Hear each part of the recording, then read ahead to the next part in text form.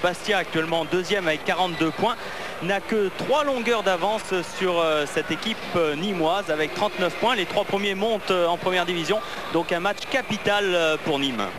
Match capital pour Nîmes, et vous l'aurez aisément compris sur ce tableau. Si Nîmes perd ce soir, eh bien ce sera beaucoup plus grave que si Bastia perd sur cette pelouse de Nîmes. Composition des équipes pour entrer dans le match. On va commencer par l'équipe qui reçoit Bastia, c'est-à-dire cette équipe de Nîmes emmenée par son capitaine. Il est le gardien, c'est Philippe Sens. Devant lui, juste dans la défense, beaucoup de jeunesse, à commencer par Jean-Marc Chanlet qui évoluera sur la droite. Sur la gauche, c'est Johnny Ecker, c'est un tout jeune également. Devant lui, eh bien, il y a le libéro Lucchesi, et puis le 4 Prégé. Le 5, il sera milieu de terrain juste devant l'axe central en défense, Jean-Claude Durand. Le 6, donc, c'est Franck Lucchesi. Le 7 de cette équipe, il évolue au milieu à droite, c'est Ludovic Gros. Jiménez, Bernard Jiménez, on l'a vu évoluer en première division avec le numéro 8 sur la gauche plutôt. Devant, et un peu pour distribuer le jeu et pour mettre des buts, Didier Martel avec son numéro 9.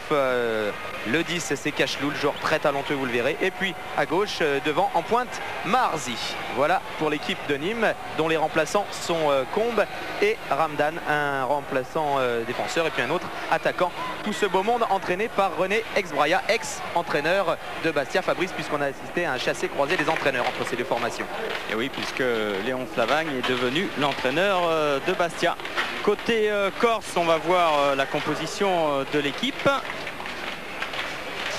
Avec dans les buts bien sûr Bruno Valanconi, une défense classique avec 4 éléments. À droite Maroselli avec le numéro 2, à gauche Jacques Canozy avec le numéro 3. La paire centrale Burnier capitaine avec le numéro 4. Gilles Leclerc sera le libéro de cette formation. 2 milieux de terrain défensifs sur le côté droit, Casanova sur le côté gauche avec le 7 Santini. Lipini sera juste devant eux dans l'axe. Castro avec le numéro 9 sera le seul attaquant de cette équipe corse. Camadini, un autre milieu de terrain qui jouera sur le flanc droit, et El Wali sera sur le flanc gauche avec le numéro 11. Donc un milieu de terrain composé de 5 éléments. Les remplaçants, Bouraba avec le numéro 12 et Stéphane Michel avec le numéro 13, l'entraîneur Léon Slavagne. Oui, il y a eu effectivement chassé-croisé des deux entraîneurs. Vous le savez, l'année dernière, Nîmes était en première division. Nîmes qui est redescendu. Pourtant, Nîmes avait des joueurs de grand talent et était entraîné par Léon Slavagne. Léon Slavagne qui est parti sous d'autres cieux en Corse, où il est en passe de faire remonter cette équipe bastiaise. Et puis René Exbraya, qui était lui l'année dernière en Corse à la tête de l'équipe bastiaise. Eh bien lui est arrivé à Nîmes, et lui aussi est en train, à l'image de ce que fait Léon Slavagne, de faire remonter cette équipe nîmoise en première division. Match très important, vous le voyez, les visages sont tendus. C'est un match attendu par beaucoup de monde. D'ailleurs, il y a beaucoup de monde dans ce stade des Costières, environ 7-8 000 spectateurs. Ah oui, un stade bien rempli. Et ce qui est intéressant, ce sont deux formations qui jouent bien au football, qui vont toujours vers l'avant. Donc on devrait assister à une belle rencontre avec des buts, et beaucoup de buts en plus.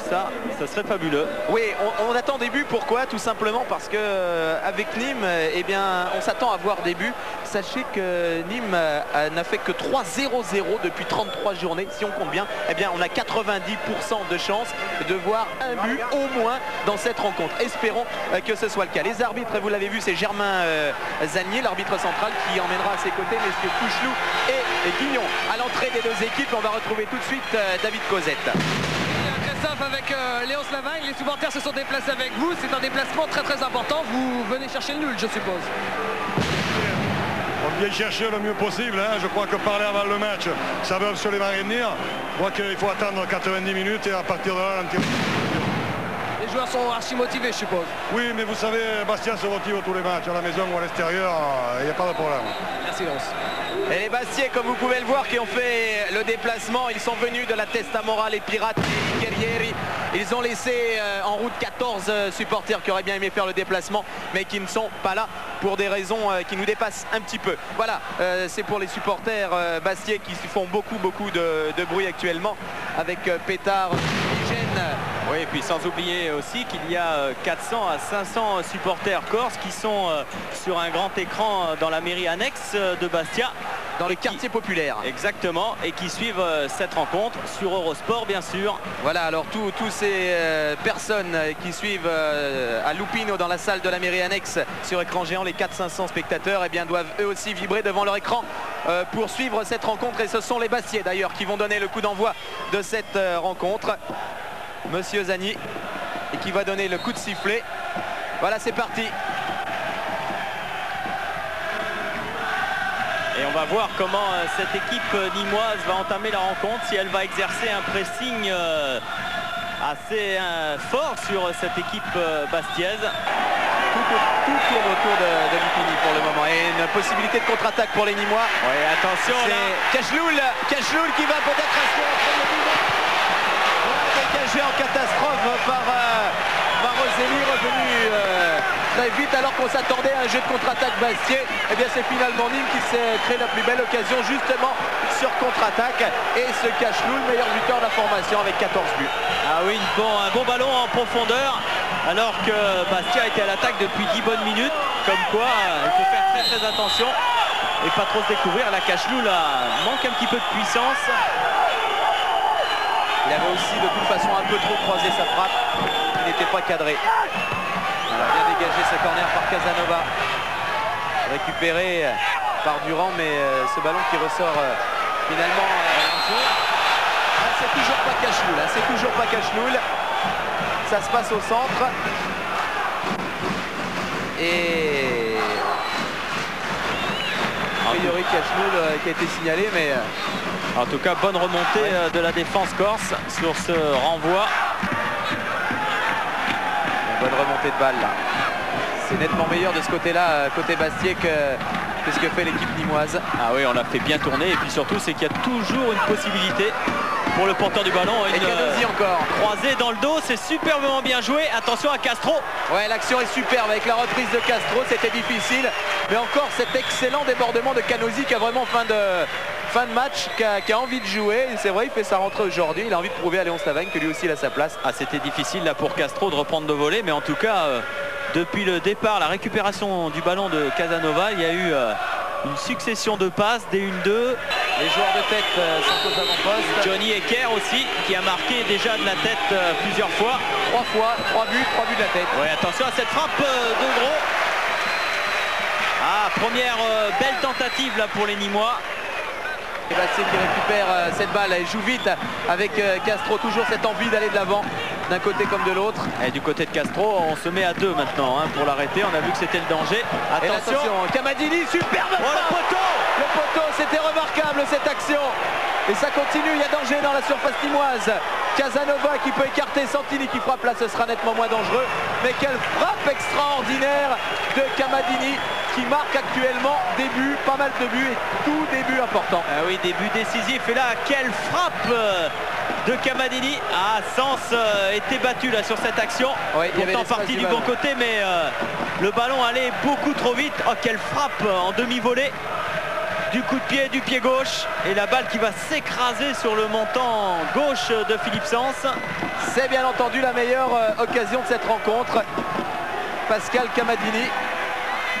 Et une action bastiaise. Et finalement, c'est assez logique. On regarde la première période.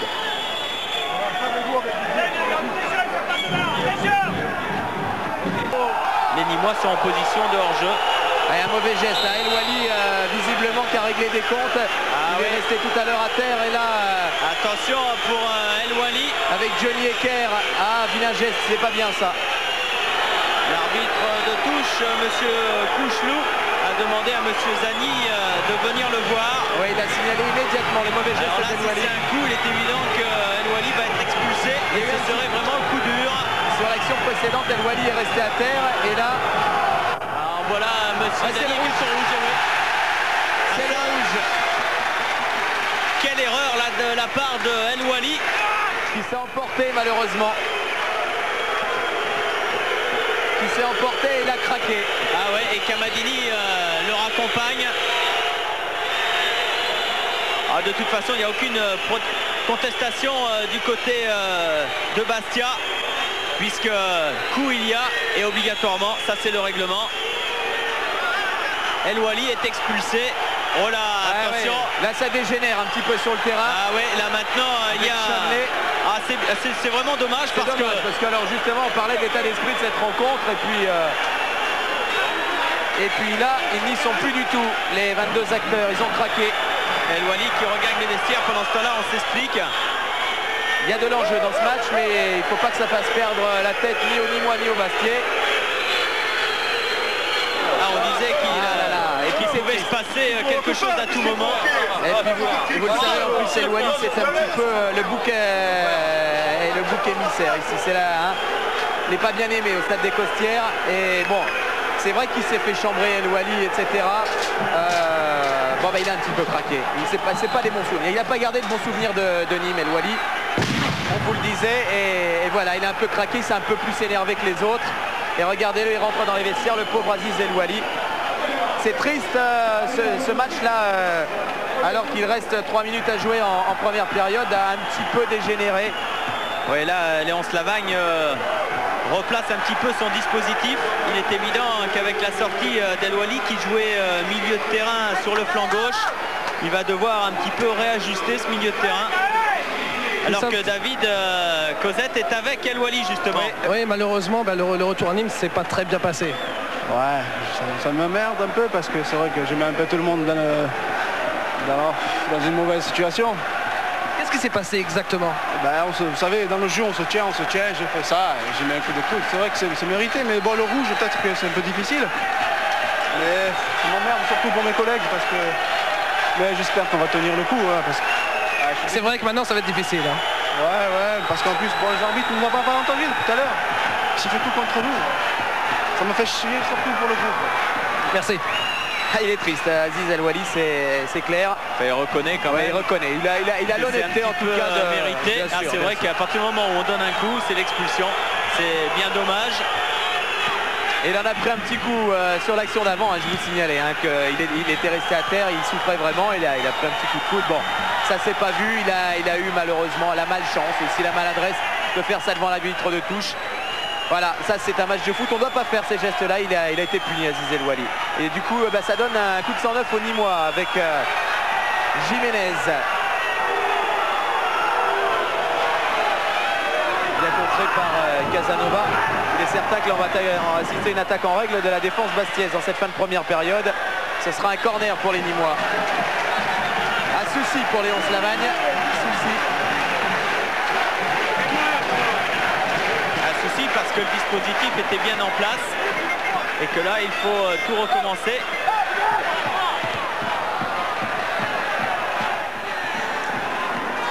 Alors ils ont du cœur, énormément de cœur les Bastiais, c'est maintenant qu'il faut le prouver. Jiménez, attention parce que ça attaque fort actuellement.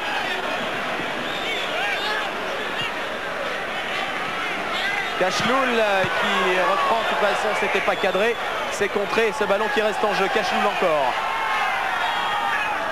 Ouais, tacle, et attention à ce débordement là de Marzi. Et le centre de Johnny Ecker probablement. Pour Bastia, il va falloir tenir jusqu'à la mi-temps. Et là, on va pouvoir se calmer un petit peu. Les conseils de Lavagne. Casanova, Castro, ça remonte bien quand même. Et maintenant, il manque quelqu'un devant. Et Castro va avoir encore plus de travail. Et oui, Castro qui va devoir revenir un petit peu plus au milieu de terrain. Lipini qui va décaler légèrement sur la gauche, alors que lui jouait un petit peu plus axial. Voilà, Lipini qui est devant Gros. Donc un milieu de terrain un petit peu remanié.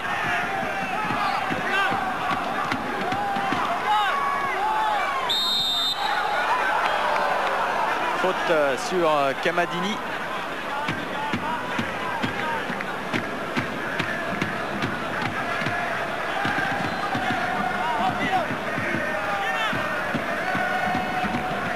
Les Bastiais qui en profitent un peu pour calmer le jeu. Voilà, il a de l'expérience. Leclerc et s'attarde un petit peu. Évidemment, vous le voyez sur votre écran, on joue les arrêts de jeu actuellement depuis 1 minute 30. Mais si vous suivez ce match, vous avez également vu qu'il y a eu pas mal d'arrêts de jeu consécutivement à l'exclusion du Bastiais Aziz El Wally. faut bien compter 2 minutes 30 au-delà du temps réglementaire. Breget avec Eker qui monte de plus en plus forcément maintenant. Et devant le public Bastiais là-bas, il se fait un peu chambrer, beaucoup même Eker, parce que c'est lui qui est à l'origine de l'exclusion d'El Wally. Une bonne percée là de Kamadini. Et aussitôt repris par Jean-Claude Durand. Avec Martel. Oui, bien vu.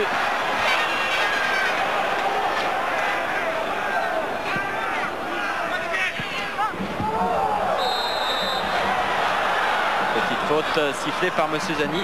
Il est évident que du côté de Bastia, il va falloir tenir.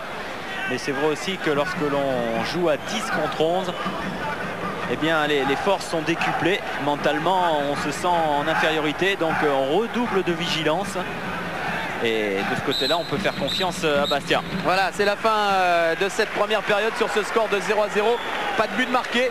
Nîmes a 3 fois cette saison fait 0-0. Là, on en a la moitié du match. Il peut encore se passer plein de choses.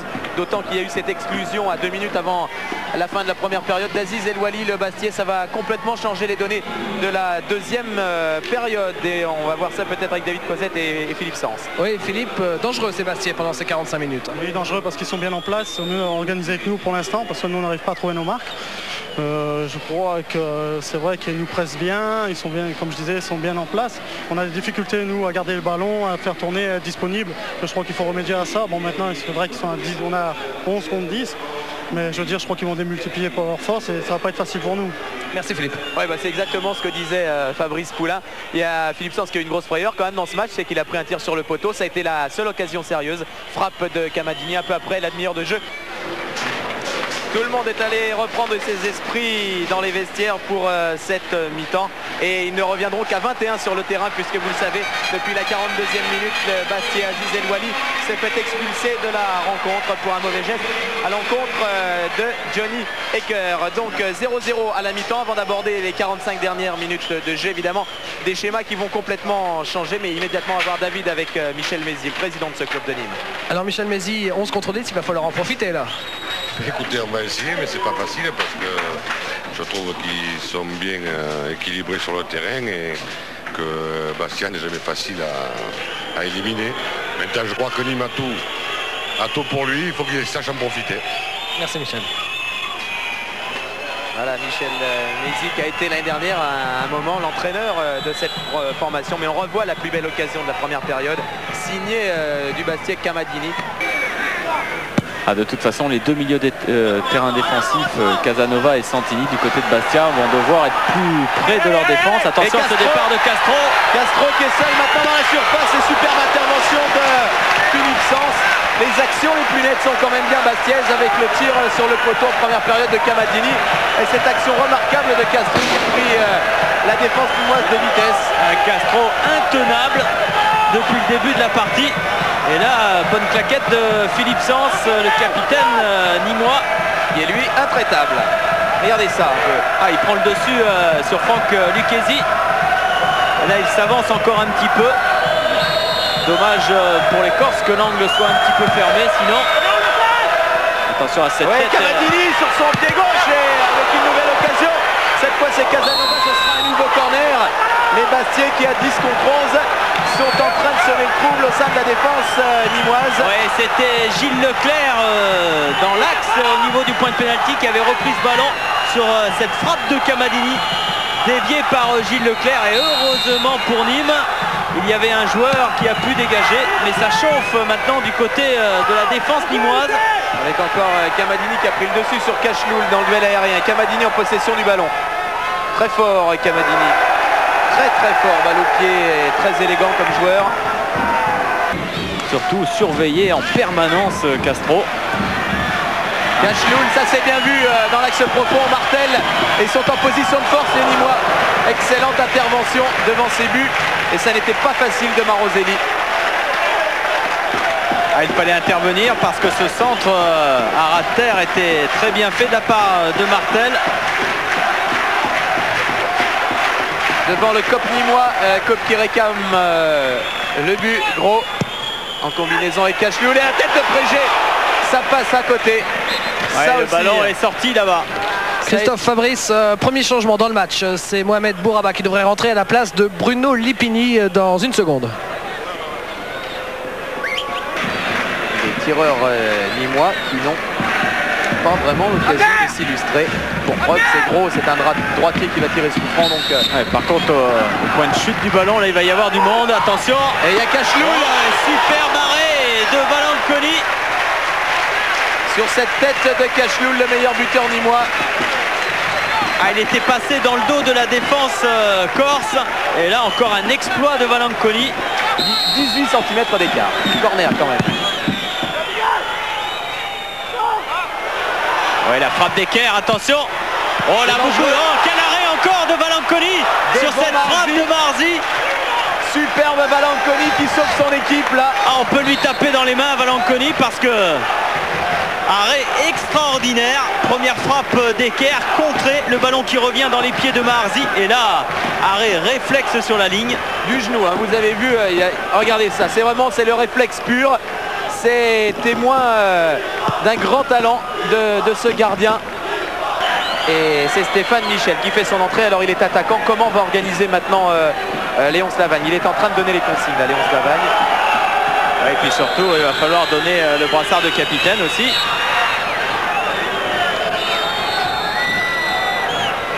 Alors c'est Casanova visiblement, Fabrice, qui va peut-être passer derrière. Hein.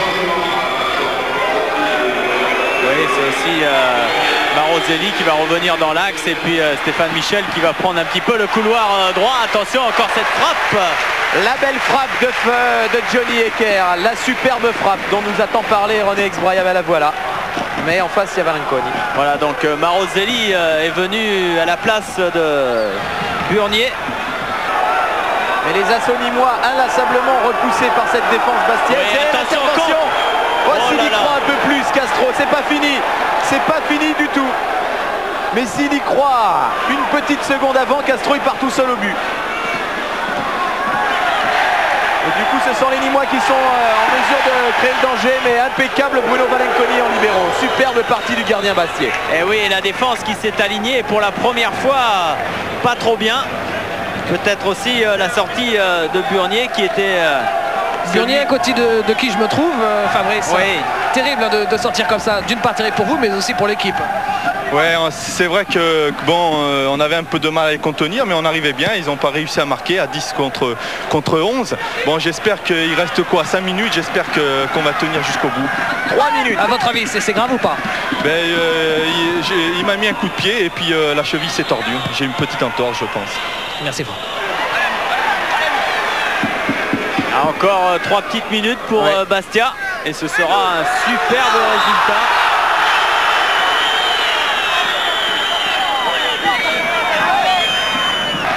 Là, il faut avoir un gros cœur hein, quand même. Castro, quel ballon. C'est du 1 contre 1, du 2 contre 1 Attention, maintenant. un dédoublement avec... Cavadini. Attention. Ça n'est pas terminé cette rencontre.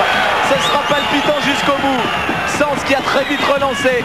Et intervention de Gilles Leclerc, loin dans les tribunes du stade des Costières.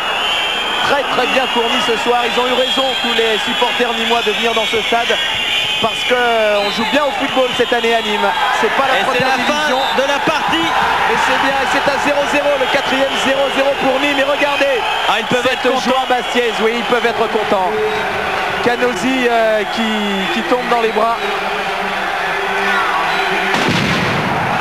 Ah, C'est une à belle- 0-0 donc. Ah oui, une bien belle rencontre entre Nîmes et Bastia. Score de parité 0-0. Et logique, comme le disait Martel le Nîmois, c'est le 9e nul Bastiais, le 7e à l'extérieur. Voilà, c'était cette rencontre de Super D2, une super D2, vraiment, avec ce match nul des Bastiais 0-0 à Nîmes, réduit pourtant à 10 contre 11 après la 43e minute. Vous avez assisté, on a assisté à un très bon match de football et les Bastiais vont pouvoir faire la fête, même s'il n'y a pas eu victoire. Ils étaient un peu plus d'un millier ce soir. Merci de nous avoir suivis. Prenez garde à vous, demain c'est le 1er avril. Salut. Bonsoir.